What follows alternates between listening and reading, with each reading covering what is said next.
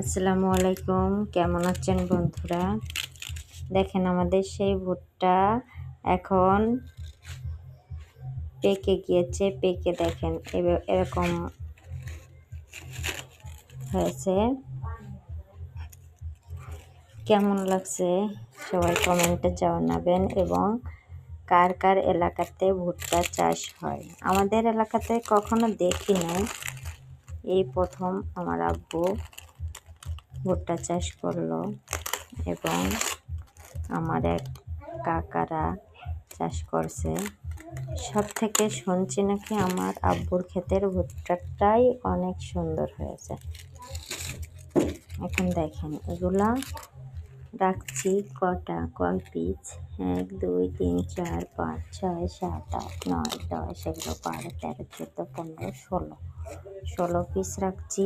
আব্বু কিছুটা ঘরে ঝুলিয়ে রাখবে এবং আমি কিছুটা নিয়ে বাড়িতে এভাবে ঘরে ঝুলিয়ে রাখবে। কেমন লাগবে দেখেন। আর আমি আগে এই রুমটাতে থাকতাম, তাই আমার কিছু স্মৃতি দেয়ালে রয়ে গেছে। এগুলো হলো ভুট্টা গায়ের খোসাটা এড়ানোর পর। আর আমাদের উঠানেও অনেক, এখনও 30 থেকে 40 মণ ভুট্টা রয়েছে। 20 মণ বিক্রি করে দিয়েছে, এবং আমাদের ঘরের ভিতরেও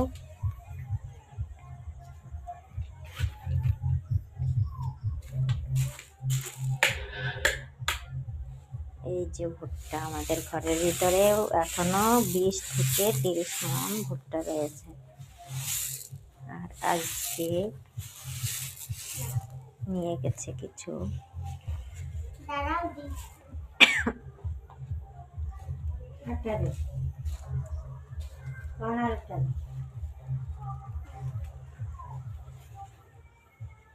যে দেখেন, আপনারা সবাই দেখেন।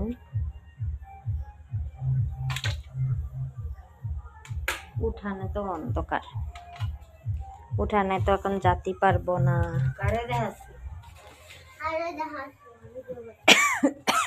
আল্লাহ, কাশি হচ্ছে আবার আমার।